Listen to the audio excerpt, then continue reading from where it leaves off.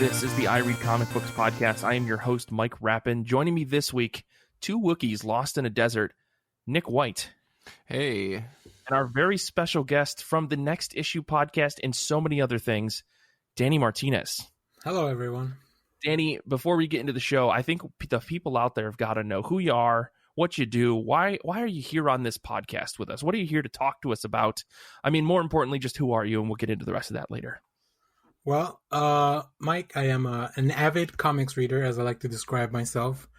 I believe my purpose is to get other people to read comics. So hence I'm on this podcast because I think you guys do some of that. Just a little bit. Overall, I'm just somebody that loves to talk about comics. I got my own comics podcast too, and it's insane that I'm here talking more comics with you guys. Well, we're super happy to have you, man.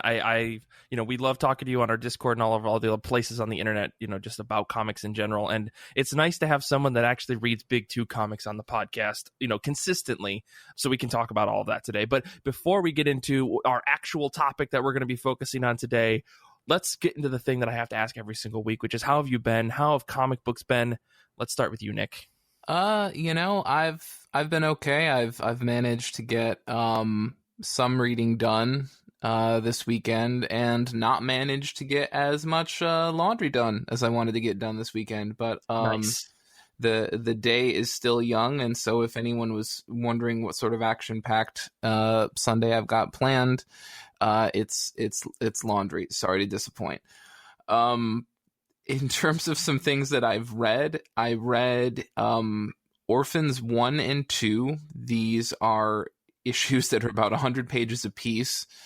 They were originally released as a comic book called Orphani in 2013, and then Magnetic Press, which is the foreign imprint of Lionforge Comics, imported this book, which I only have to assume is probably Italian, I think, from what little Italian I know. And this book is written by, here we go, I'm going to butcher so many names in a row. Here we go. Try it. It's written by Roberto Recchioni, who was recently the co-writer of 2018's The Crow, Memento Mori. It's drawn by Emiliano Mamukari for the first issue and Alessandro Bignamini for the second. The colors are by Lorenzo De Felici and Annalisa Leoni, and the covers are by Massimo Carnevale. So if I went like 2 for 8 there, that's fine. That's a passing grade for me. I'll take it. Cinco on the Discord chat is saying, okay, those weren't too bad, even though he did give you 3 big oofs. So yeah, 3 big oofs out of 8. So the premise here is relatively high concept, and at least initially when you're reading this, you kind of worry that you're reading something comparable to just another Hunger Games or Battle Royale sort of retread, especially when you consider that this book came out in like 2013. So we can say, oh, Hunger Games is kind of, wasn't that long ago now, 2013. It was right around the corner, right? Basically. Sure.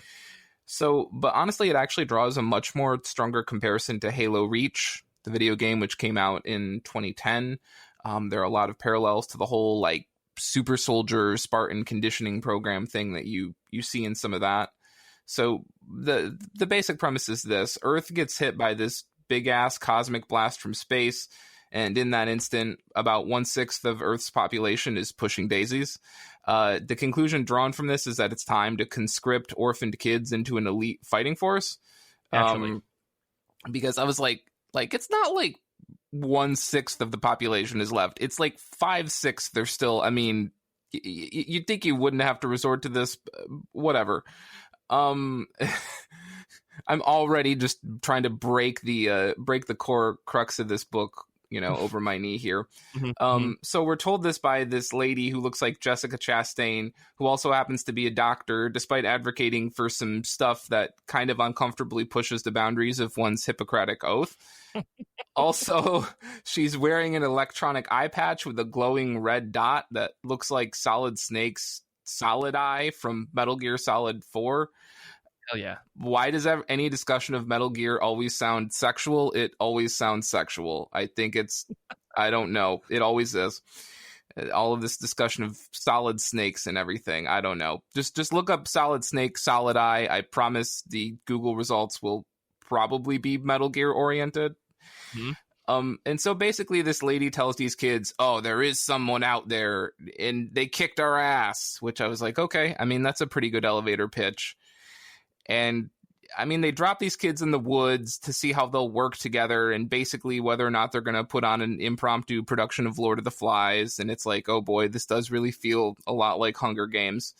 And one of the kids is like, they can't expect us to make it out here. We're just kids. And this other one turns to the reader and they're like, no, we're orphans, in all caps. And like at that point, I wasn't sure if that was the moment where I needed to absolutely just stop reading once and for all, or if I was just going to see this all the way through to the end. And like at this point I'm like, who is this book for? Like, is this book for kids? Is this book like for youths? Is this like a Hunger Games sort of thing?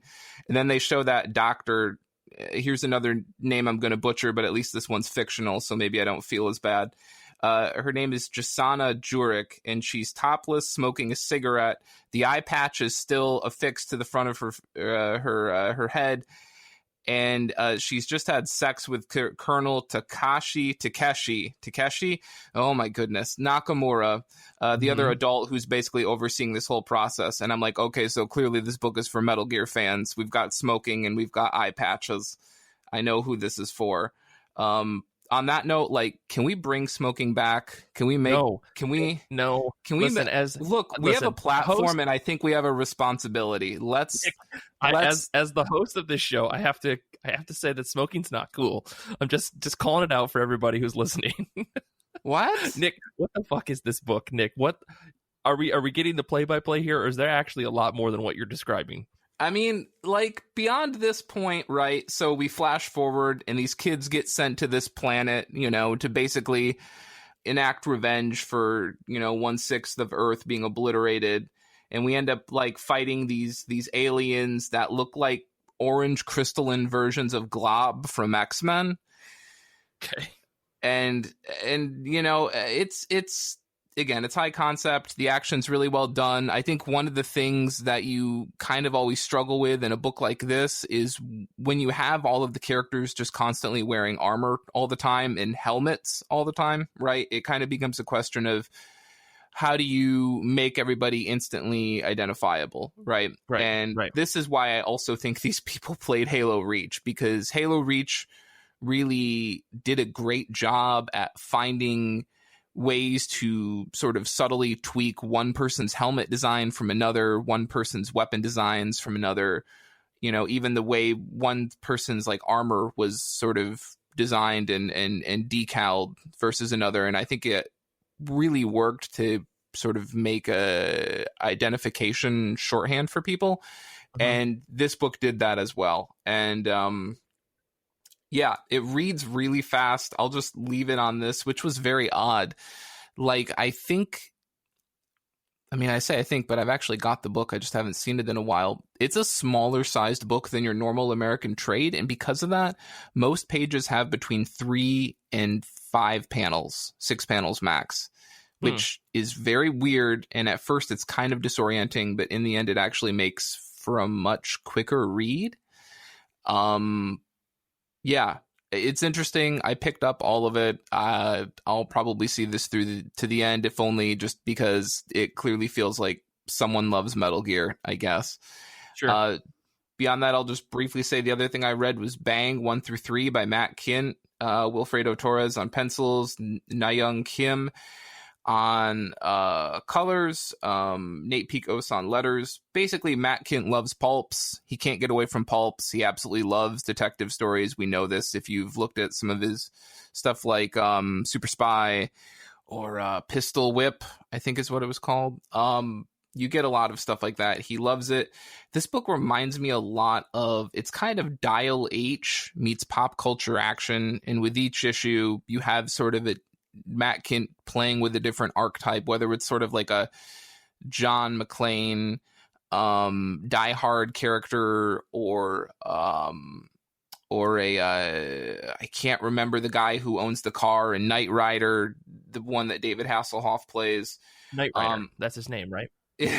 That's it. We fucking nailed it. Yeah, he's basically riffing on that stuff, and I absolutely love it. I haven't read a book this fast in a while, and I actually read half of the prose because that's how engaged I was. And considering each book is like 4 pages of prose in it, that's a big deal for me. So, yeah, absolutely love that book. I totally see why it's getting the praise that it did. Most of the time I will read a comic book that gets a Keanu Reeves pull quote on the cover of the first issue, but I'm glad to see that this was worthy of that praise. So, yeah. It's good. It's good to hear that this book continued to be good. I think I read issues 1 and 2, and I just never got around to reading 3. Even though I know I have it, I just never actually sat down to read it. And I was wondering how far he was going to take the shtick of like different spies and different action movies and stuff, because it seemed like a Mark Millar move, but I knew that Matt Kindt was writing it, so I was willing to give it the benefit of the doubt, and it was interesting enough. So maybe I'll have to go back and finish it, or maybe reread all of the issues. You kind of hit on an interesting point, and I'd have to go back and look at this again, but I honestly do feel this book was marketed far differently than the end product. I don't think I noticed how it was marketed. Comic book marketing is a whole thing. I think we could do a whole episode about that, because it exists, except for it only exists in like a handful of places, the same way that comic books only exist in a handful of places, or at least single issues do. I've got a whole spiel about that. But before we get into that, Danny, let's move over to you. How have you been? How have comic books been? What have you been reading, dude?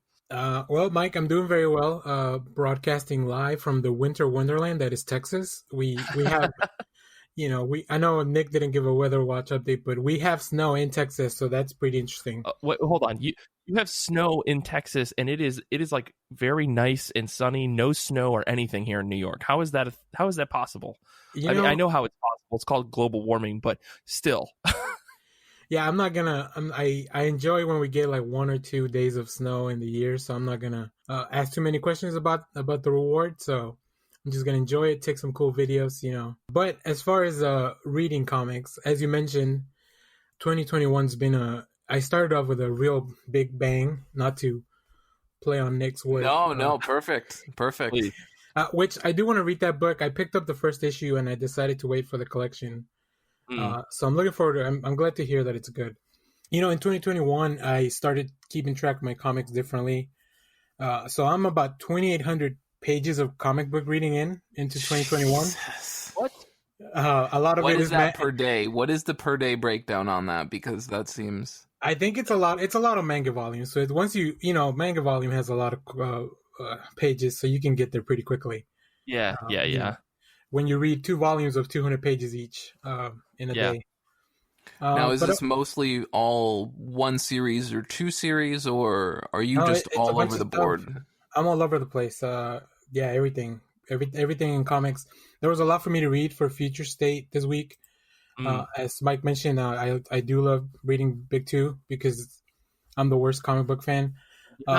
Don't ever feel bad about it. I just am making a note, a thing that I noticed as I was putting together today's notes, that like we don't talk about Big 2 books very often, and so it's good to have someone that's like entrenched in it on the show as a kind of a refresher as to where things are. Yeah, I'm glad, and also I look forward to that marketing comic book episode, because I don't know. I just buy comics because I know they're there. I don't know how else people find out about them. Right. Which is why I like talking about them. But for this week, I want to talk about, I read Batman Volume 3. This is the latest Volume 3, not to be confused with Tom King's Volume 3. Ghost Stories. It collects Batman 101 through 105 and the annual number 5. It was written by James Tynion IV, with a slew of creators, but mainly on art is Guillaume March and Tommy Moreau on colors. The annual is done by James Stokoe, which made me lose my mind because I had never seen James Stokoe do a Batman book. I'll get into that more when I, finish this story. But we pick up in the aftermath of Joker War. I don't know if you guys read Joker War or know even what it is. I don't. So could you give us a quick refresher? Yeah, sure. The Joker, thanks to the some tribulations that went on and some of the help from Catwoman, he took all of Bruce Wayne's fortune. Like, he was able to control it, and he became the richest man in Gotham. Okay. So without the money, it's kind of hard for Batman to do Batman things. But he can still do them, just not as effectively. So Right. You only have a limited supply of Yeah. He just has a Batarang. track phone in a Geo Metro, and that's the new Batmobile. Yeah. So in the aftermath of it, Bruce Wayne actually doesn't get his fortune back.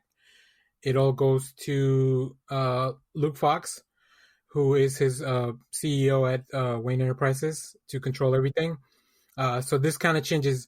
This sets up Batman taking a different approach to being Batman going forward. So in this volume that I read, somebody shows up from Batman's past called the Ghostmaker, which I love. I love the names.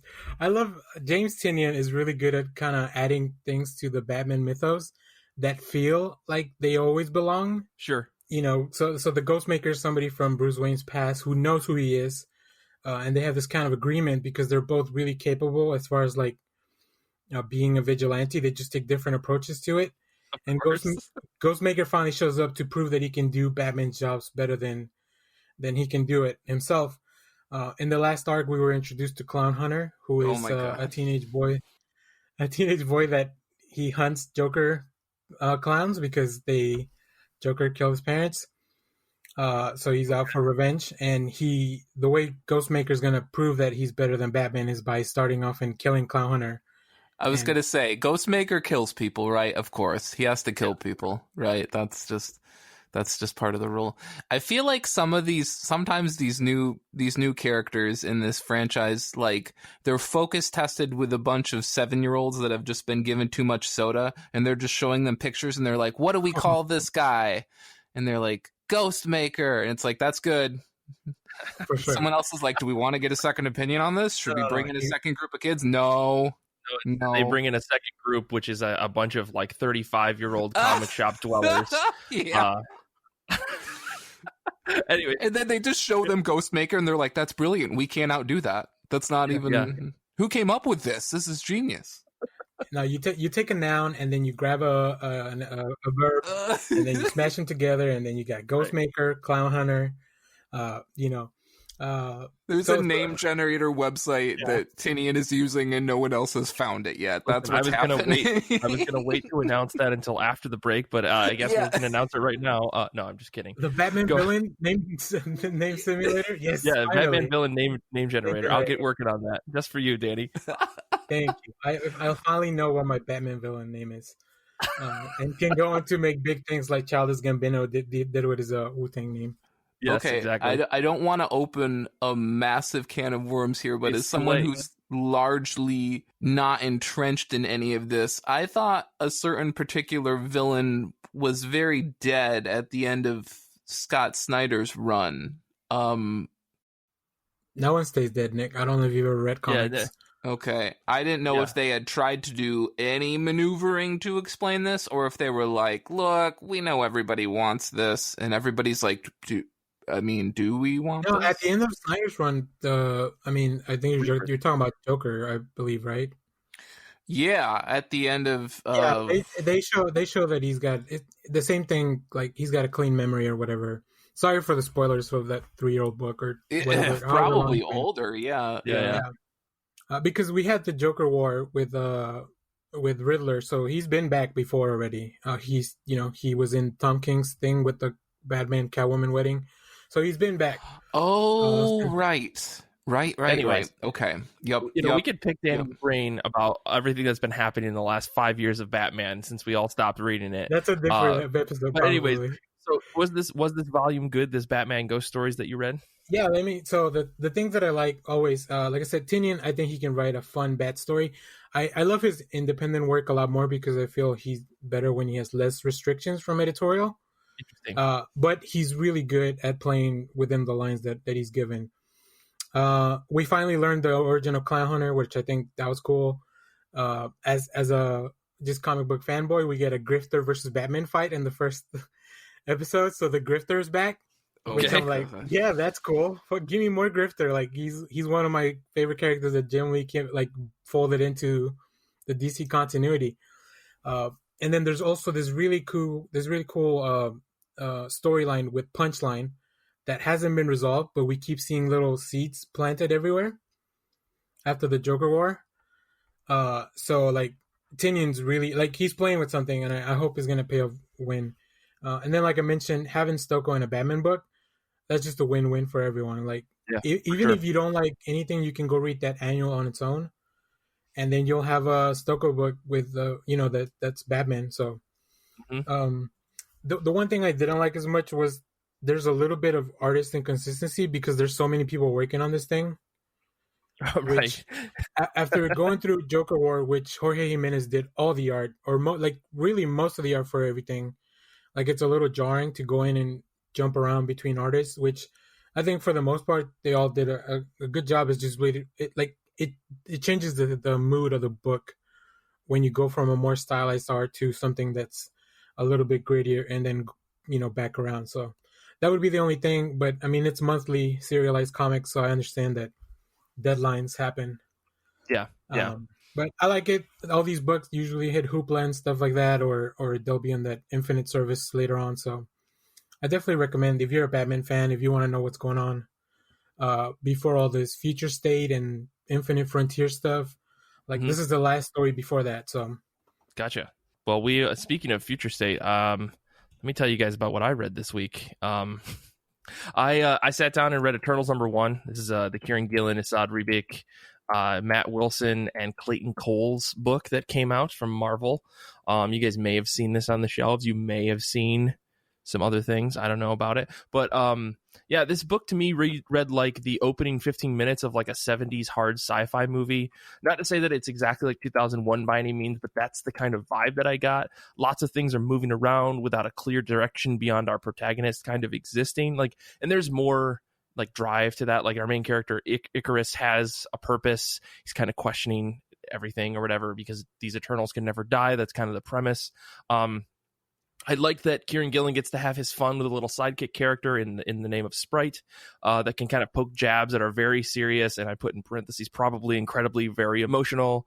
Icarus, our main character, it seems like there's going to be some standard Gillen at Marvel fare, which means that this book is ultimately going to be bombastic and a heck of a good time to read. I don't think that Kieran Gillen writes bad books at Marvel. I think that he has a kind of formula for what he does and how he delivers things, and it's usually good.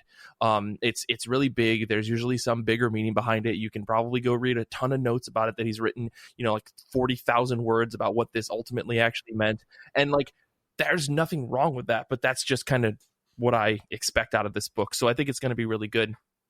Also, we got data pages, baby. I don't know if anybody's excited about that. I'm not going to say either way. We got fucking data pages in an Eternals book. We're going to see, I guess, with #2 if it continues on. But it was interesting to see a bunch of just lore dumped in front of our faces with no semblance as to whether or not it was going to be relevant. And if it is relevant, I'm going to have to keep that book around so that I can reference all the various people and places and things, because I can't ever keep that stuff stuck in my head. It's kind of like, if I can get up on a soapbox, it's like this whole problem that people are having with AAA games like Cyberpunk and Assassin's Creed. Oh boy, we're making friends here. Keep going. Oh yeah, making a ton of friends here. Where like these are games that have like 200-hour playtimes or potential 200-hour playtimes. You could play through them 4, 5, or 6 times, 40 hours at a time. Nobody's got time for that. Nobody's got the patience for that. There's so many games and so many other things out there. How do you expect one person to be like so deeply involved in a single thing? And I feel like sometimes, like X-Men, for instance, is in this exact same problem. You kind of have to be all in on the X-Men in order to really get what's going on with the X-Men. And I think that's kind of unfair to the casual overview or overall character or reader of comic books. Anyways, again, that's a whole other rant soapbox thing that I can go into, but I do want to talk a little bit more about this book.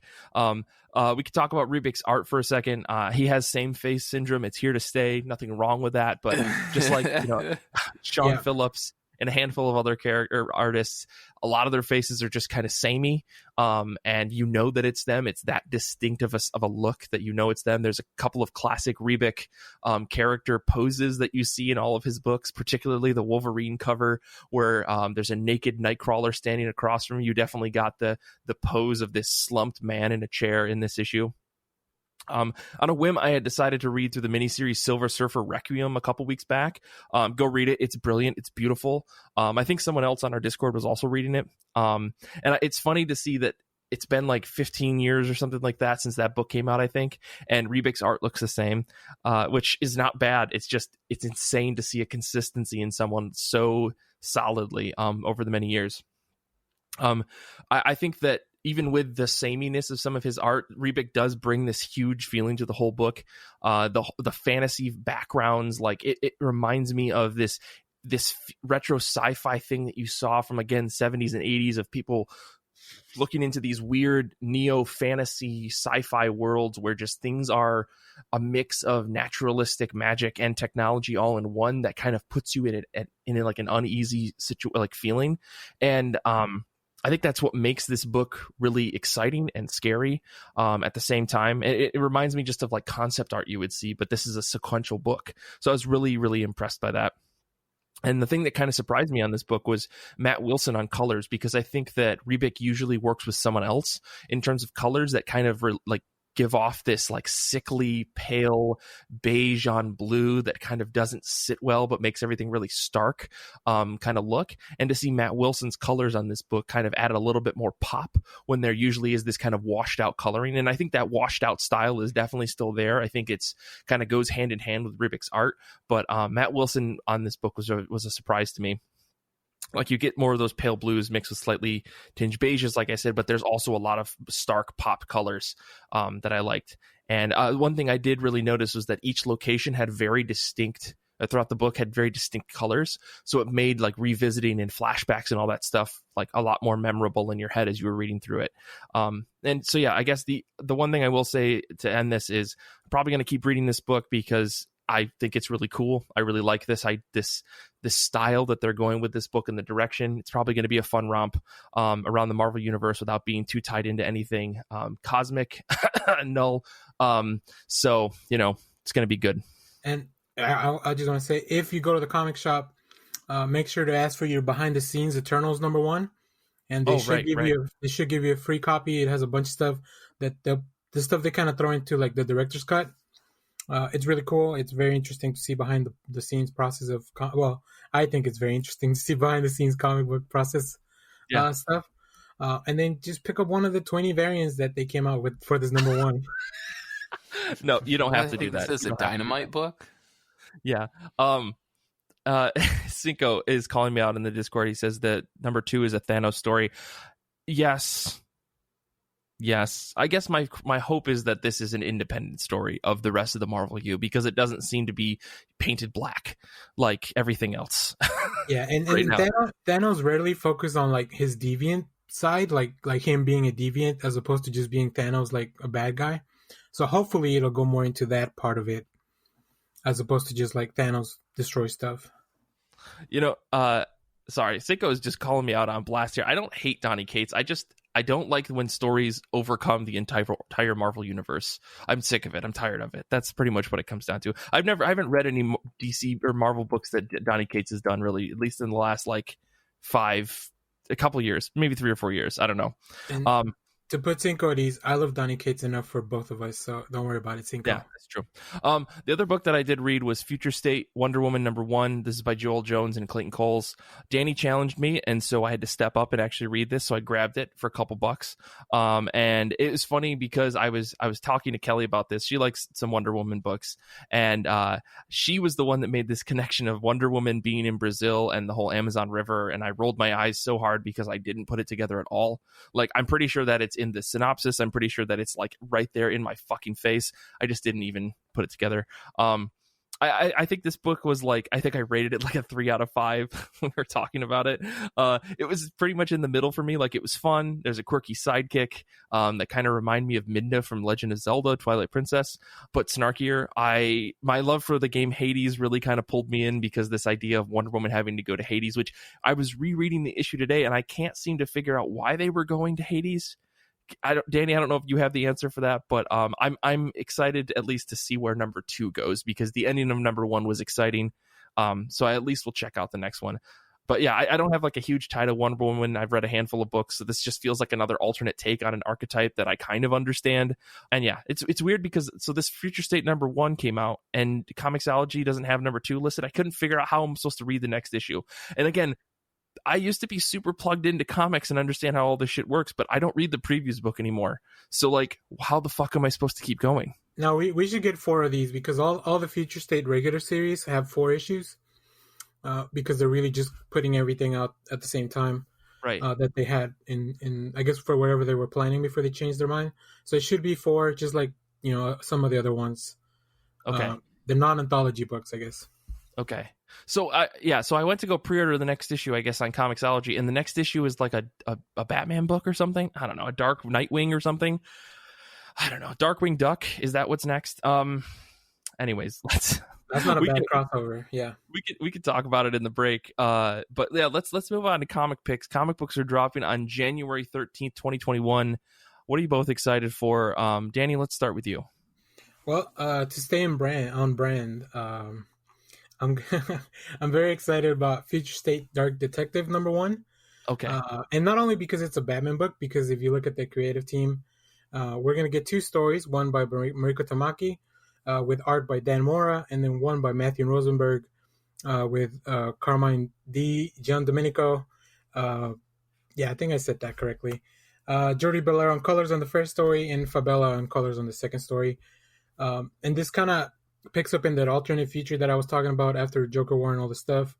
The world thought that Bruce Wayne was dead. They were wrong. So now that there's a paramilitary organization running Gotham, which you kind of see in some of the other stories in the next Batman and stuff like that. You see that Gotham is very different. It's a very big police state. The Bat family is trying to do everything they can to help people out and combat the magistrate as they go. But Bruce Wayne is the one that's on the run because they're chasing vigilantes. Like, you can't be a vigilante anymore in this new police state. I would have picked up this book if it wasn't a Batman book, or if only because Mariko Tamaki is writing it, and also because I love Dan Mora's art. Mm-hmm. So I'm very excited. I mean, I'm picking up all the Future State stuff, but because there was a limit on what we could talk about, I really wanted to focus in on this one.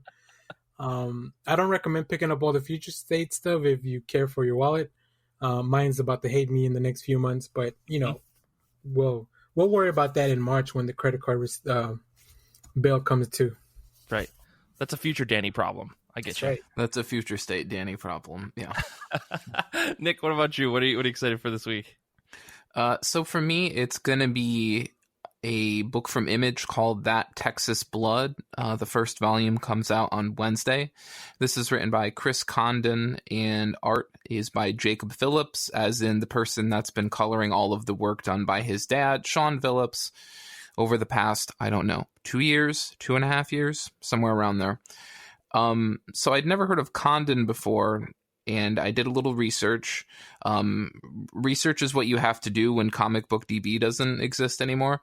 And so I looked up this Condon fellow, and Condon apparently has another book called Brutal Dark, The Adventures of Ezra Kane, P.I., which Jacob Phillips also draws. And there's a Patreon page that the two of them share where they put that work. So for those who are interested in that, perhaps that would be the place to look that up. While trying to do some research on this book, I came across the fact that Image is actually letting people read the first issue for free.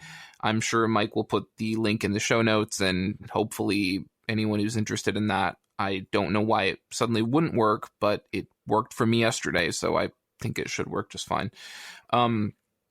The promo for this is criminal colorist and first-time solo artist Jacob Phillips and writer Chris Condon break onto the scene with a brand new ongoing series. Like Paris, Texas got punched by No Country for Old Men. Good. I always love a "it's this meets this" statement. Those are my favorite. Can't get enough of them. This mature neo-Western crime series kicks off when the search for a casserole dish leads to a dark, intense confrontation on Sheriff Joe Bob Coates' 70th birthday. So they're not actually kidding. This book or this issue is largely fueled by a search for a casserole dish. It's not a joke, and this is not a humorous book, okay? This guy is turning 70. They have I can't remember if they're having or they're about to have a celebration. His wife lends a casserole dish to another person in town, and her husband, who is the sheriff, is largely tasked with getting it back. And this has him sort of just roving all over town and talking to people and in an effort to get this fabled dish back. And in between all of these sequences, which have a real nice kind of slice of life, small town vibe, you're kind of given this glimpse that this sheriff dealt with some sort of weird satanic panic cult a couple decades ago. We see a couple newspaper clippings referring to this, much like a lot of Brubaker works. There's a hint that this could go supernatural or weird. We also learned some weird, disturbing facts about the sheriff's deceased brother. And we also have this scene where the sheriff is talking to sort of his replacement / his partner on the force. And they're out in the woods, sort of at a campfire. And we see this weird figure in the woods, basically, you know, creeping out from behind a couple trees. And this weird emaciated, maybe human, maybe not thing holding a shotgun, and it's never explained, and we don't know if any of the characters see it or not, or if this is like a weird spectral vision thing. I don't know. I definitely want to read this book now because it definitely has that Killer Be Killed vibe of, is this going to get weird, or am I reading into things? Or is this going to get supernatural? Or am I seeing things that aren't there? Are they sort of toying with that perception? And obviously Jacob Phillips is not Ed Brubaker, obviously, nor would I expect him to be or expect him not to be. But Chris Condon is the writer on this. So, I mean, Phillips right. is, I'm collaborating on it's a collaborative thing, right? Yeah. And so I think, obviously, I wouldn't think it would be out of line to see, you know, some homages or odes to Brubaker's work, just because Phillips is so familiar with it. So we'll see. Really interesting. I would encourage people, check out that link, try the first issue. I found it surprisingly engaging. So yeah, it's a book set in Texas, so I have to at least check out the first issue. Is that a rule? You just, if anything is based in your hometown or your home state, you have to pick it up? Yeah, it's a personal rule, just because I like to see, like, are they going to throw in real life stuff? Like, right. So, well, it sucks if you live in places like LA or New York, but I guess, like, if it's, you know, Texas or Michigan or Ohio or something like that, shout outs to the handful of people listening now. You know, that's something. But well, anyway, so for my pick this week, before we get into it, I want to shout out. We're doing the same thing we did last week. We're going to try to do this all year for people that are sharing the show on social media. If you share us online, you know, you could be entered. We're basically going to potentially give you $20 to comiXology or Midtown Comics. So we want, because this year we want to help people read comic books. So make sure to share the show. Instagram, Twitter are our best places. Make sure you tag us, and if you do, could potentially be winning $20 gift card. So yeah, let's jump into some picks this week. Some folks from the Discord said, Cinco said that he's going to be looking for Homesick Pilots #2. Aaron and I are actually both picking the same book this week. That is Haha #1 by W. Maxwell Prince, art by Vanessa Del Rey. For this first issue, at least, just the team alone, I'm fucking on board. And it looks like we're going to be seeing, like, rotating artists as the series goes on. Like, issue #2 is Zoe Thorogood from The Impending Blindness of Billy Scott, which is a wonderful graphic novel that I recommend everybody read. From the description, Haha is a genre-jumping, throat-lumping look at the sad, scary, hilarious life of those who get paid to play the fool. But these ain't your typical jokers. Is this a dig? I don't know, but I'm excited to definitely check this out, because W. Maxwell Prince, I just read Ice Cream Man Volume 5. It is insane. I think Nick and I are going to have to do an episode about that very soon. But all I can say is that this looks like a very cool book. And W. Maxwell Prince is proven, for 5 volumes worth of stories that he can do an anthology book that is really engaging and really interesting to read. And if this is going to be, genre defying or genre jumping, I'm really curious to see what he does that isn't necessarily like existential dread and horror. So really excited for this book. Coming from Image Comic Books. So let's take a quick break, and with that we're going to come back and we're going to be talking about reading and collecting comic books from digital, physical, subscriptions, other models, Kickstarter. How do we do it? Why do we do it? What makes us make the choices that we make? So on and so forth. So we'll be back in just a minute.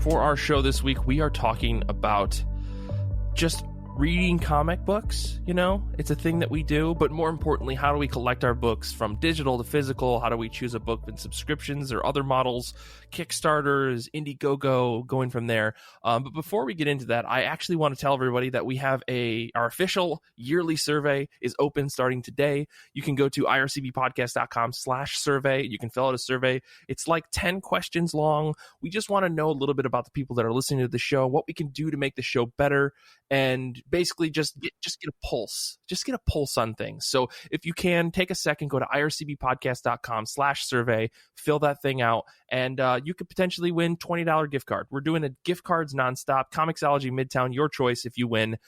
So go to ircbpodcast.com/survey and fill that out. So Nick, Danny, the question of how do you read and collect your comic books, more importantly, collecting books. I guess let's kind of start with digital versus print.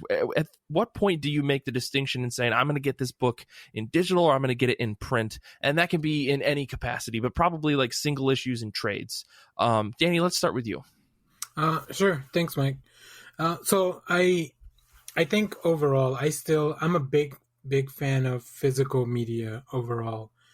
And everything that I can get it. But that being said, as far as reading the actual comic books, I definitely prefer digital.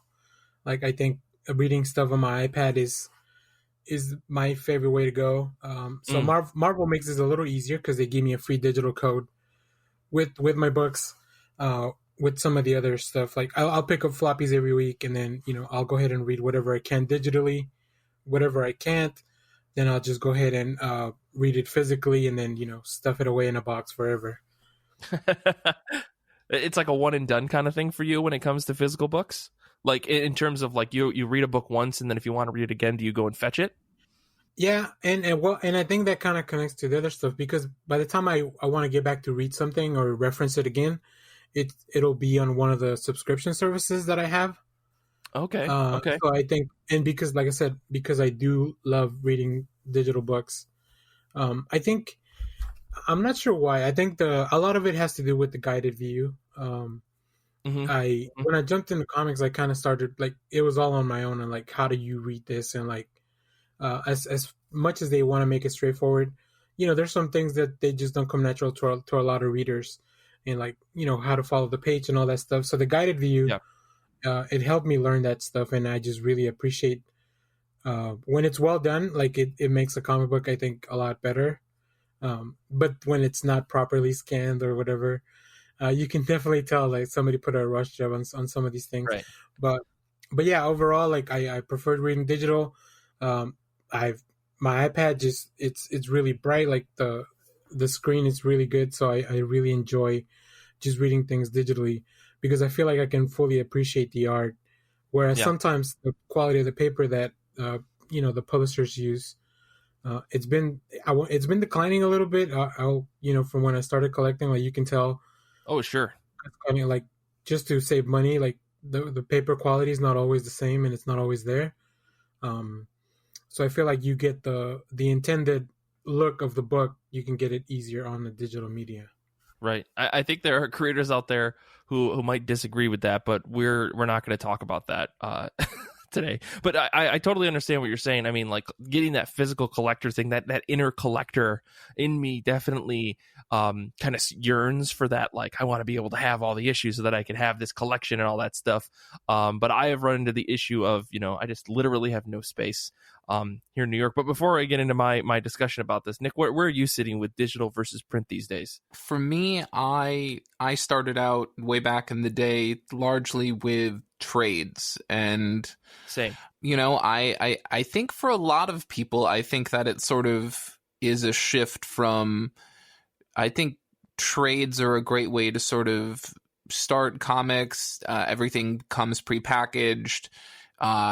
It looks like a book in a bookstore, and so I think it looks familiar and not weird and something bizarre like at Barnes and Noble, where you'd have to go over into the magazine section, right, and look at these comics and worry about whether they're current or not. Although if you don't know anything about comics, the idea of them being current or not isn't going to even be something you understand at that point. So you get the point. If it looks like a book, I think obviously it's much more approachable. And so I started with trades, and then the more I kind of learned about comics, I, of course, wanted to switch to floppies or singles. And sort of the more that you get into trades, the more you sort of see that there are some shortcomings. Sometimes you do find yourself paying extra, whether you want to or not. Right. Certain publishers obviously like to gouge on trades, Marvel. And so that's kind of an issue. And beyond that, like for me, I just the shift to singles just made sense at that point, especially, wanting to be current with things and whatnot. Right. And so I switched that, and that worked great, especially because I started to realize how like trades sometimes collect things differently than you want, or sometimes don't collect what you want at all. Right. And singles was they were great for a while. You get to stay current. Sometimes you're paying a little extra because of that, but you're on top of things. You don't really feel like you're missing things as much as, you're reading previews, you're reading solicits, et cetera, et cetera. So it asks a lot of the reader, the collector. And the main reason I switched off of singles is, of course, when I was looking to find ways to not only save space, but also save money. Sure. When you start thinking about singles, you're not just paying $4 per comic. For starters, you're probably paying more than $4 per comic. And then on top of that, you're paying for boards, you're paying for bags, you're paying for boxes. If you have fancier books or more valuable books, you're paying for other storage options and weird specialized boxes and storage. If you have, gold era books or oversized books or things like that. And, right. It starts to really add up. But even then, I don't think the money aspect of it really becomes as big of an issue as just the space, right? Because you can't, this isn't like a bunch of shit that you can go grab your closet and like throw a bunch of things in, in a bag or something like that, or just cramp it all into a corner and just try to slam the door shut. You have to have space for these boxes, and you can't weigh them down too much, and you can't have one box, crush the next box. And if all of this sounds insane, you're just not involved enough to know how wild this gets. And if you're storing it in a certain room, you got to check your humidity. It's got to be no more than 10 points above or below 50. You get the idea. It gets wild. All I'm asking though is, where are you sitting right now with digital versus print? Sure, absolutely. And I think if anything else, the last 5 minutes should illustrate for most of our listeners that I am very happy to be at a point where I am largely digital at this point. I am just largely digital. Occasionally I'm picking up a trade. I have some books, very few, that I am getting in singles, but that's it. I'm pretty happy with digital at this point. Gotcha. And is there a particular reason? Is it just space at this point, or is it just out of convenience? I mean, Danny said he likes to read on iPad. I think I'm kind of in the same position where I just think it's convenient to just have a lot of my comics in one place. I can just sit on my couch and have my whole library available. I'm not trying to be a complete shill for comiXology, but I do like that aspect a lot. I also think that, you know, if you organize things well enough with something like Google Drive or Dropbox, and you have a PDF reader that can connect to one of those things, that also gives you access to a ton of different stuff. So I'm kind of in that boat of reading digital, but is it the same for you? Is it just space, or is it convenience, or anything like that? Yeah, I mean, I think it depends on the comic. There are certain books where the glossy nature of the book, and I think you see this a lot in Big Two, makes it sort of unattractive to read in print versus, like, I like Dark Horse in terms of the Dark Horse paper texture and the matte texture you see a lot with their stuff. So I do like reading those books physically. Beyond that, I absolutely love the ease and convenience of a digital book. Just being able to just grab my tablet and know that everything is organized massively better and in a much easier fashion than anything I've done myself, you know, with my own hard copy collection. I appreciate that. And I mean, when I'm paying, you know, when I'm buying books on comiXology, sure, I'm buying the book, but really for me, a lot of what I'm paying for is just that value of someone else organizing my collection for me, basically. Right. And I appreciate that, and I will gladly pay money for that. Right. You know? And so Danny, do you find that as well? Like when it comes to, like, is the organization side of reading digital comics another, like, big benefit for you? It is. Although I will say now in the past few months, I have been having a great time, like, just organizing my physical comics. Listen, like, Danny, that's not what I asked you, man. I just kidding. Go ahead. No, but yeah, it really is the ease of access. Like if I want to read something, you know, I don't want to go in and have to pull out like 10 books out of my long box. Sure. Especially because they're not really organized. I need an intern. If somebody wants to intern for me and help get that stuff organized, please reach out. Yeah. It's an unpaid position, but you get to read the comic books if you want. Oh, tell them you'll pay an exposure, because that's people love that. I'm pretty sure that what Danny's offering is what Marvel used to offer in the 70s and 80s for interns. I'll give you college credit. Yeah. So but that's really interesting, because I think, like, you know, I do love that side. Like I said before, I love the collector side of things. I think that it's nice to kind of see the volume of your library, right? To be able to see all these things. I mean, I can look at the number of books that I have purchased in my comiXology collection. I can count all the, you know, items, like the PDFs and stuff that I've downloaded from Humble Bundle and, you know, from other, you know, places where you get comic books legally. But, like, it's interesting to see that, like, actual physical representation of the thing. And this gets beyond comic books, right? I think a lot of people have this same feeling about movies and about video games and stuff. Plus there's always the big, you know, looming cloud of what if one day the license is no longer available for this comic book. And then I start to get, like, a really, like, anachronistic about it. It's just, and we won't go into it today, but even still, like, I think that there is, you know, I've switched mostly to digital at this point. But I do want to talk about, like, where the exceptions are. If it sounds like, you know, me and Nick, we've switched over to digital, and Danny, you still are doing digital, but you have a mix of physical. Like, where is the line then for you when you say? And I think Nick and I have a much, you know, higher bar in terms of what determines what we're going to buy things. But when it comes to, you know, trying new stuff or depending on a creator, where is the line for you guys when it comes to saying, I'm going to get this just in digital and that's fine, or I'm going to get this in physical, or I'm going to get it in both in some cases? I guess I'll start here, if only to say, like, I'm all over the place, so maybe I'm the worst person to start with. But, you know, 95% or 90% of my single issues at this point are coming from they're digital, right? I'm buying all of my books digital, with the exceptions of, like, if I need to get a variant cover, if I feel like I really want to get it, or if I want to support an indie book or something that doesn't have a digital edition, you know, I'll pick up the physical copy from, like, a local comic shop if I can get it. But, you know, most of my stuff is digital, and I can get into, you know, trades and collections and and OGNs and stuff. But I guess starting with single issues, like where do you guys draw the line? Let's start with you, Nick.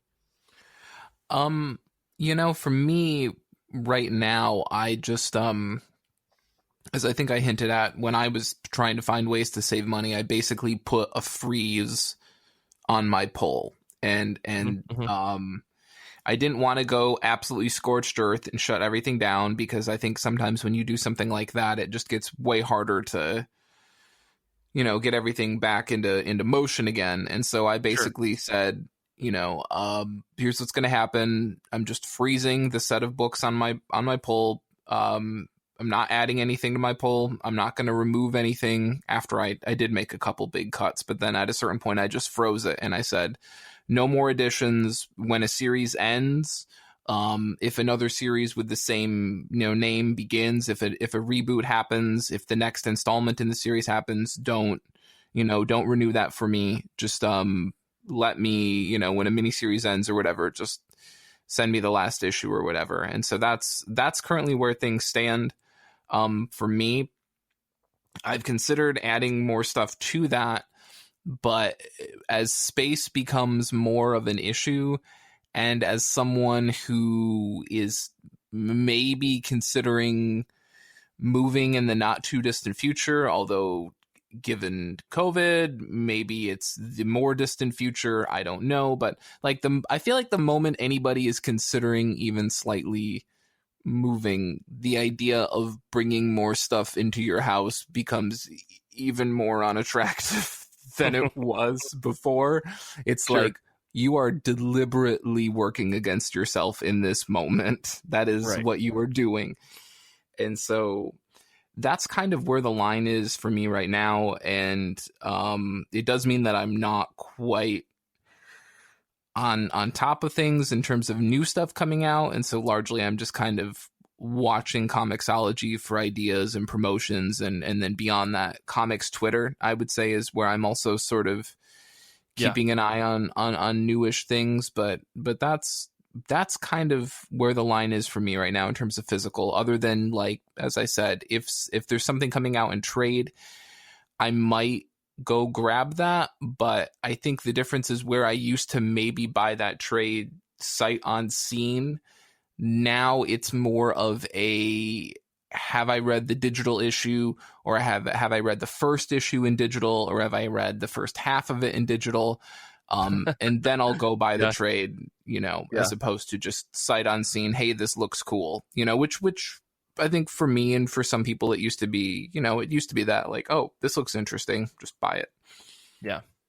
It's really curious that you say that, because that's pretty much how I act. I go, oh, this looks cool, and then I'll pick it up. Right. And usually I'll put it on a wish list and kind of wait for it to go on sale if it's not a book that I know too much about. But Danny, what about you? Where do you draw the line between I'm going to get this only in digital versus I'm going to get it in physical when it comes to, like, single issues? When it comes to buying physical and digital, I think I'm still very much driven by my consumer brain. Like digital doesn't feel like I'm actually buying anything. Sure. Because I guess technically I'm not. So, like, I will always, like, I don't want to pay $4 for a digital book, but I'll pay $4 for a physical book because I own it. It's mine. It's in my house. Like, it feels a lot more tangible that I actually have it. Yeah. So that's why. And then, like, I love my comic book shops here locally. I've been going to them for a long, long time. I think I've talked to you guys about this before, but I actually go to two different shops, one to get my Marvel and DC stuff, one to get my indie stuff. Mm-hmm. And I think just as part of the ritual of going to the shop, like, that's just something that's a lot of fun. I'll pick up number ones, like, almost every week. I'll pick up a different number one of something. Yeah. Just to check it out, just to see if it's something that I later want to read, either digitally, when it hits some kind of service, or something that I want to get a collection later on.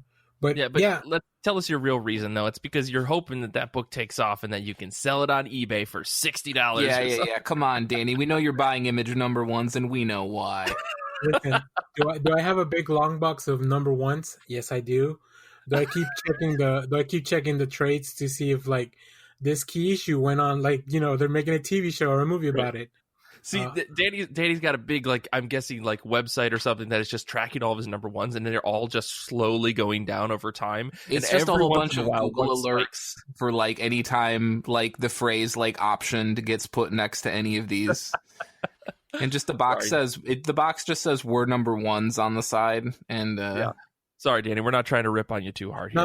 Not too hard, but definitely, like, a little. Yeah.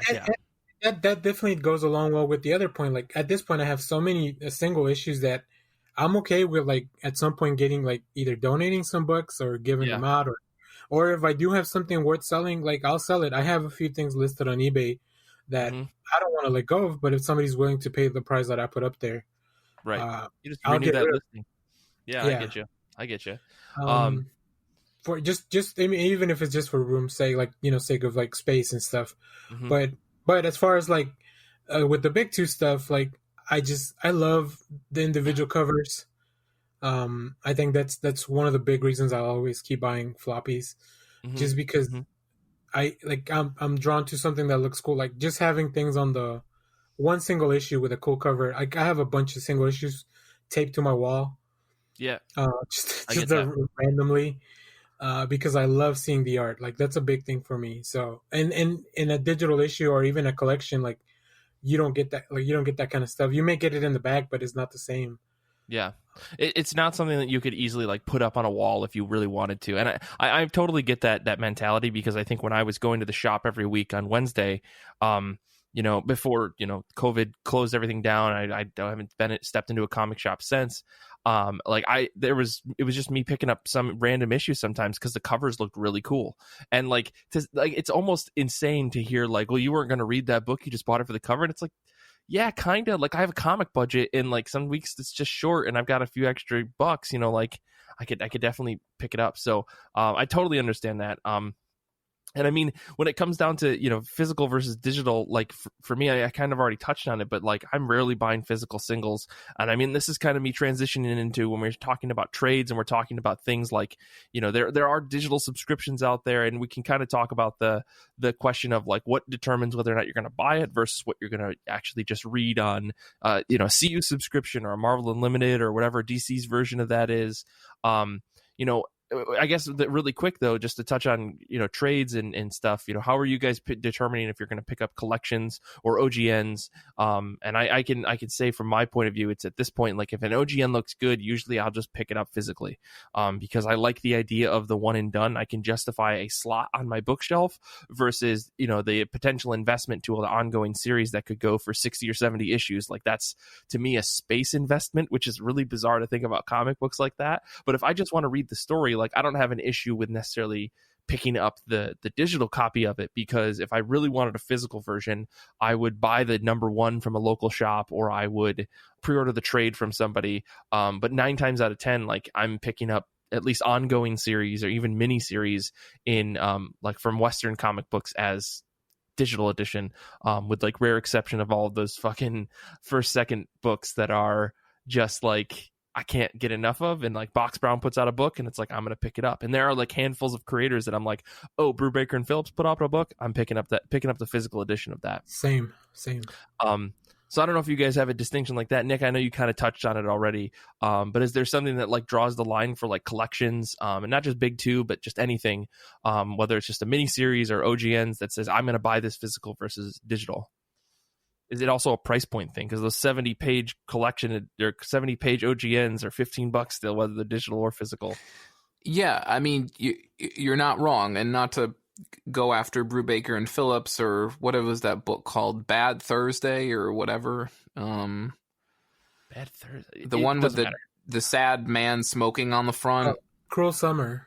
Cruel Summer. Bad Weekend. Oh, Bad Week. Oh, yeah. I was gonna say Cruel Summer is a big book. Bad Weekend. Cruel Summer is a song.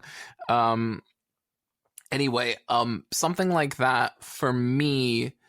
As much as I want to really help the creators with something like that, it's just really hard to swing, because, like, 75 pages for $18 or $19 is, I mean, that's that's tough. And I think Right, but what I at that would... point, you're not buying the book at all, though, right? What's that? But at that point, you're not buying the book at all, though, right? At that point, like, for me, like, that shifts into a Hoopla rental, typically. Okay. Okay. Sometimes a CU if you can, but typically that doesn't always happen. And I mean, beyond that, I guess maybe what that is like, it's a Hoopla rental followed by, if it's a really enjoyed Hoopla rental, then it becomes a purchase. And I mean, the only nice thing, not good, the nice thing about that situation is that typically a lot of the ways that those books are priced on digital services, the pricing is basically right in line with buying the print. So at that point, you might as well just buy the book, because if you're going to pay $25 for 80 pages digital or $25 for 80 pages physical, at least at that point, that decision becomes massively easier, and you can just put a book on your shelf if, you know, and it's not a massive book. So, and to your point, Nick, like I just bought Reckless, the new Brubaker book. I had already read it on Hoopla, so I read it before I bought it, and then I was like, okay, I have all the other books, Pulp and Bad Weekend and All My Heroes Been Junkies, but I read all those digital first by borrowing them from Hoopla. But I really like the way they're collecting those books. The hardcovers are really, like, those are just really nice books to have as a collection. Oh yeah, like actual physically on your shelf. They look beautiful. And I'm doing the same thing with the Black Label books now from DC, because the actual issues are weirdly sized. They're oversized premium format, whatever. Yeah, magazine sized fucking books. It's insane. So I rather just buy the hardcover when it's collected all at the end, because those are also very nice. Like the people that are designing books, like that are in charge of all the graphic design at the big two right now, they're really killing it. Like as far as like putting things together, and not just the big two, but I would not normally buy a hardcover for DC, especially all the new 52 stuff. That was not very nice to look at on your shelf. But the stuff they're putting out now, like especially the Black Label things, like they really look cool. Yeah. It's really interesting to see the attention to detail when it comes to those physical products that people are trying, because I think that, Danny, your point is totally valid, that I think that DC and Marvel saw the last couple of years. And I mean, I don't know about Marvel hardcovers. Even to this day, I own a couple of them and they're not great. But like DC and Marvel have not had a good run when it comes to physical editions of their hardcover books and even their trades, right? Like they aren't great quality, but that's because they're mass produced, right? So when it comes to something like Black Label, they're trying to do something that's a little bit more focused. And I think some of the Marvel stuff that they've been doing, like these longer runs of collected editions, they're trying to actually amp up the quality so that people are kind of proud to have them on their shelf rather than just from a collector's standpoint. And I think it's you can see that that's becoming more and more apparent when it comes to independent books from Image and from Boom. And I mean, just to jump into the other piece that I wanted to talk about here was Kickstarters. You see that people are really, really upping the quality of the product that they're producing, because they want these things that they're creating to be memorable. They want them to stand out on the shelf. And they also just want to give the people that are paying money for them, like actually a good product. And specifically when it comes to Kickstarters, like I know that I've followed a ton of them where their stretch goals are like, we're going to go from this quality of paper to this quality of paper. We're going to go from, standard line to gold foil. Like we're going to do all this crazy stuff based on how many supporters they get. And even to the next step of once they get past all of those product goals, then they're like, and then we're going to pay the creators more, and then we're going to pay the creators even more. And it's really exciting to see how successful some of these Kickstarters can be and what they can offer in terms of like a quality product. And I mean, you see that sometimes in the Indiegogo, but then the Indiegogo side of it is that it's all Comicsgate and it's fucking bullshit. Those guys can just get the fuck off the internet as far as I'm concerned. Me making a really bold statement here, guys, a couple of years too late, but nonetheless, like I like what's happening when it comes to the Kickstarter stuff. And I think like you look at publishers like TKO and the physical products that they're creating for people that want the physical products is really, really interesting. I know, Danny, you grabbed some of those TKO books. I actually got a couple of them mailed to me last summer, the single issues and some of the soft cover collected editions. What are your thoughts on some of the quality of that stuff? TKO's been super cool. I will say my one regret is when I first bought it, I bought the book Sarah, and not because the book's bad, just I bought it in single issue format, Yeah. which comes in a really nice box, but it's also weirdly sized for my bookshelf. Yeah. So everything else I have TKO wise, it's just the trades, which are very nice quality trades. I think they're fairly priced, especially because I picked up a lot of these on sales. So the only thing I want to do is eventually just get the Sarah, like the trade, so it matches everything else.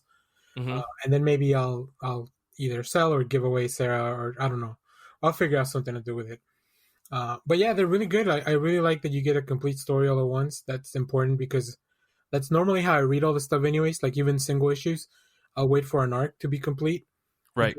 A lot of these books are being written for the trade now anyway. Yeah. Which is probably a whole different topic that we could spend an hour on. But yeah, no, it's really good. The creative teams are amazing. They're really, really impressive how like just a team that you would never like. I never imagined Walter and Lemire collaborating on a book about like a sci-fi book like Sentient. Yeah, You know? I agree. So yeah, I love TKO. I love the stuff they're doing. Their little shorts are very interesting. And I think everything is very fairly priced from them. And then they're also very cool because during the COVID, like everything that's going on, they had a thing where you could pretty much give part of the profit to your local comic book store. Yeah, that was really cool. Things. And that's important. I think it's important that a lot of these companies and publishers are taking care of. They shouldn't have to take care of the comic book shop, but I mean they are. Another topic that we could get into on another episode, I think. One other thing that I do want to talk about before we wrap up pretty quick is digital subscriptions. And Nick, you kind of touched on this. Danny, I think you did too. When it comes to like Hoopla borrows, we're looking at things like what Marvel's doing, what DC's doing, the comiXology Unlimited, Hoopla, and there's a couple of other small services out there for things. But where do you draw the line between I'm going to wait for this in single issue, I'm going to wait for this in trade, I'm going to wait for this to come out on Hoopla versus CU or Marvel Unlimited, or just I'm going to wait for this to come out on a subscription service, and Hoopla's kind of its own thing depending on where you live. But how do you determine whether or not you're going to like buy something versus read it in a service? I guess we'll pop over to you, Nick. Well, like I draw the line at $2.99, which is something I'm definitely not going to go back on. Okay. And then also reinstate it several years later when I do Rebirth, and then also go back on it again. I wouldn't dream of that. Why would anyone do that? Right. That would just be mean. Yeah.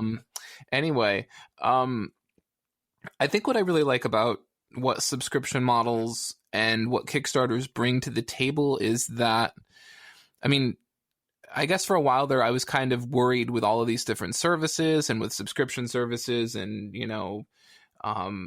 buffet, all you can eat buffet model, pricing and structures it was kind of a question of like, are we now devaluing comics to a certain point, which is like a whole soapbox you can go down. But ultimately, like for me, I think what it became was more of a question of, I think these services allow people to really pay in at their own level of investment with something, which is what I think is really great. If you're not sure if something is really going to be for you, then a Hoopla borrow is maybe the best way to go, or the best way to try something that I suppose, you're already paying for your local library. So it's not like it's really free, but you know what I mean? I think that's a good level. And if on the flip side, you're really invested in something and that thing is offering a Kickstarter, then you can pay on whatever pledge level you want to buy in on something. And I think I appreciate this because it's giving consumers a lot of choice with how much they really want to be involved with something. And the same thing goes for subscription models. If you have Marvel Unlimited at this point, if you really like Marvel, but you're not someone who has to read every book the week it comes out, but you like it enough that you want to be able to read it on a 3-month delay, then Marvel Unlimited is great. Right. If you if that works, you know? Yeah, I mean, I guess I'm more curious as to what makes your decision. Like, how do you choose between one or the other? To say I'm going to wait for this to be on a service versus I want to read it right now. Right, sure. I mean, I think I'm pretty okay with waiting on most things now. I'm not sure how, because I do follow a good amount of comic book creators on Twitter, and so you'd think I'd be potentially spoiling things left and right. But for some reason I'm not, and maybe it's just because a lot of the books I read really aren't in the what's happening now orbit, you know. Sure. In the same way that like a Donny Cates book, or I don't even know who's in the same, maybe like a Scott Snyder book, I suppose. Sure. You know, those sorts of books where, you know, there's a lot of discussion, and if you fall into a comment thread, you're going to probably have someone, you know, ruining something for you. So for me, I'm mostly okay for waiting, and the few books I am sort of like, okay, like I need this now, those are just like sort of the select few, like Alien books or something like that, where you know, I might not even be worried about getting it spoiled for me.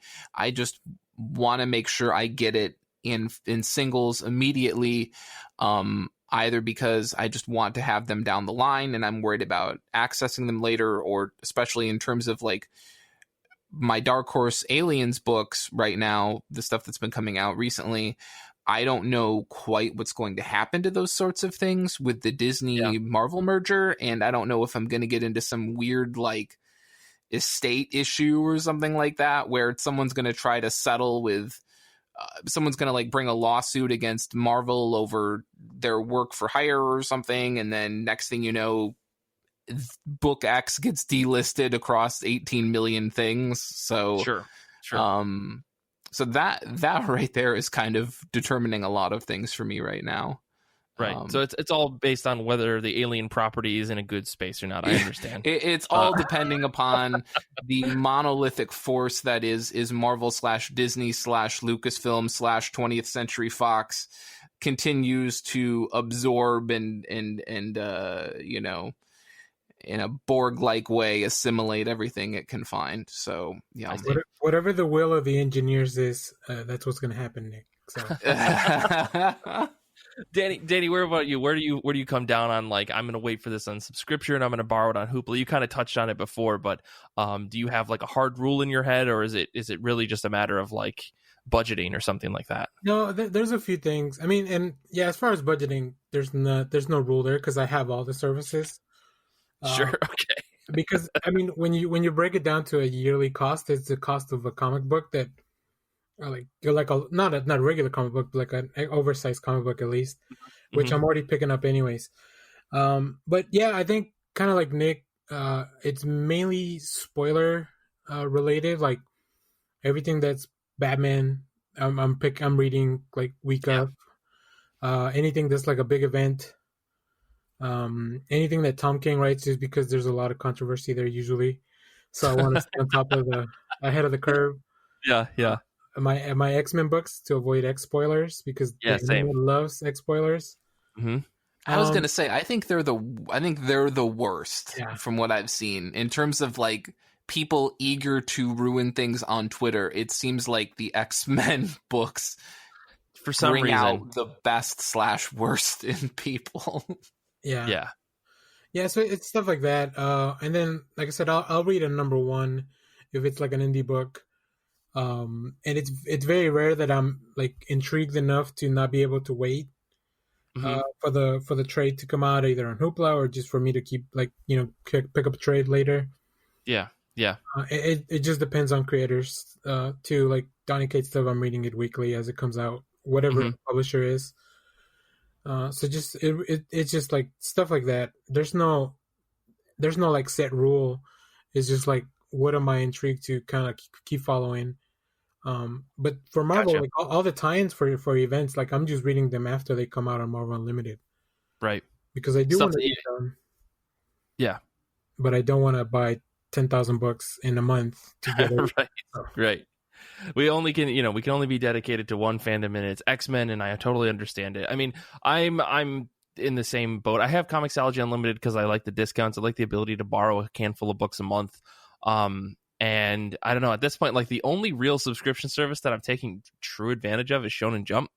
If only because, I was reading One Piece for forever, and now I'm reading Dragon Ball, and I just am, I like that service for the bingeability. It's so cheap. It's stupid cheap. $2 a month is insane. And I mean, because of that, I'm reading more manga, which is it's funny because I'm reading more manga, but then I'm buying more physical manga that's not from Shonen Jump, not from Viz. Like I'm buying Witch at Atelier and Delicious in Dungeon as physical books because, I want those books, and they come out slow enough that it's not going to overwhelm my bookshelf. And plus, they're some of the most beautiful, fun books you can read. But like at this point, like I'm buying One Punch Man in volumes, but I still read the chapters on Shonen Jump because they're technically published differently. If you didn't know that, and it's really interesting because like now I want to buy all of My Hero Academia, and I think Shonen Jump is definitely doing its job to get me more into manga in general. And if that's what the goal is, then they've totally done it. But like otherwise, like comiXology isn't convincing me to like get into Transformers or read all this DC stuff because like unless I decide to go into a big backlog binge, I'll probably get MU for that because there's more content. But I mostly have like the $5.99 a month to read like one or two like one-off trades or collections, like reading those Kingdom Hearts books that I was reading a little while back. Or just, getting that 10% discount on Marvel and DC and all that other stuff is really nice. So I don't know, but I use Hoopla for, the Discord book club that we do and all the other stuff. I don't know. I mostly just buy, I just buy comic books. That's the long and short of it. But yeah, I don't know. I guess like, there's a lot more we could probably talk about this. I don't know if you guys have any final thoughts, anything you wanted to make sure that we touched on before we wrapped up here. Nick or Danny? Yeah, I have something. So you mentioned that as far as actually buying digital books, I know I said I rarely do it, but I'll go through a quick checklist of like, can I read this in anything that I'm already paying for? And okay. If I can't, then I'll go ahead because, like you mentioned, we do get a discount with comiXology. I'm picking up a lot of those DC digital first because they're like it comes out to like 84 cents a book. Yeah, with the discount. Yeah, with the discount, it's ridiculous that you like, and they're really good stories like the Injustice Year Zero that just finished by Tom Taylor. Mm-hmm. Like that's just really cool. Like all the Injustice stuff's been really good. So I really enjoy that. And then as far as I forgot to mention when we're talking about the Kickstarters, I'm very selective. Not selective. It's really random what I pick on Kickstarter because it's like what pops up on my Twitter feed, really, or like sometimes you'll bring stuff up or people on the Discord will recommend stuff, so I'll go take a look. Although I do like taking advantage of whenever they have a tier that has original art because it feels kind of cool to like you can tell that these projects are very meaningful to the creators. Mm-hmm. So you have something where you can help them and then get in on the ground and then get some original art out of it. I think that's very cool. So those are kind of the Kickstarters that I gravitate towards whenever they offer some kind of like original art tier or something like that, which can be a little pricier, but that's why I'm more selective about what Kickstarters I support. Mm-hmm. Mm-hmm. See, that's funny because I take like the totally opposite approach to that. Like I really like supporting Kickstarters. I like being able to throw a couple bucks at a book, get a digital copy of the first issue or the collected edition or whatever is coming out. They're trying to, kickstart. And I usually go digital for a lot of that stuff. And so I've got like just a backlog of PDFs and things that I've backed over the last handful of years. I mean, I do go for physical books sometimes. Some Kickstarters only offer physical books, which is crazy to me. Like I think Saladin Ahmed is doing a book that's coming out and he only had a physical edition. But like I backed the Marco Rudy collected edition that he did for his RDW Volume 1. Elsa Chartier's book that she did in her art book that's coming out, which is going to be huge, and I'm very, very excited about that. Me too. Maddie Once Upon a Time in the Future by Alex DeCampi and a bunch of different creators. I did some of those in physical, but like for the most part, I'm usually trying to find like smaller, like it's only got like 300 or 400 people backing it on Kickstarter, and I'll throw like $5 or $10 at it if means I can get the collected edition, just to kind of help out. Because my thought is I'd like to just help out as many Kickstarters as I can versus just like throwing money at specific Kickstarters. That does mean that it takes me a while to get to these books, but ultimately, like, I don't know, Kickstarter is the future. I had a whole rant in the middle of another episode that may somehow become part of a thing in the future, but nonetheless, it's really, really exciting. And I love Kickstarters, if only because I think they are putting out some of the more interesting content. It's not all good, but it is more interesting, I think, than what has to go through the process of getting published by publishers. And they're very niche and very focused. And I think that that's kind of the future of like comic books in general. Like, you don't have to publish comics for everybody. And again, I'm getting on the soapbox again. So before I go too far with that, I just think that Kickstarter has a lot of potential, and it has grown significantly in the last 5 years.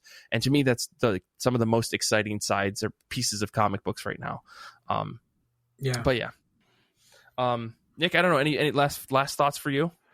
I mean, I would just probably reiterate what I think we've been getting at this whole time, which is just there's a lot of options out there. And if you're someone who's looking into comics, but also if you're someone who's maybe been involved with comics before and sort of got burned out, or if you're someone who maybe feels like comics aren't really addressing the ways in which you want to read, either in terms of budget or in terms of space, or in terms of just, your level of investment in something, I would just encourage people to just really weigh a lot of the options that we've presented, because I think we're really hitting what I think is a really good sweet spot where you can pay in terms of your time, in terms of your money, in terms of your shelf space.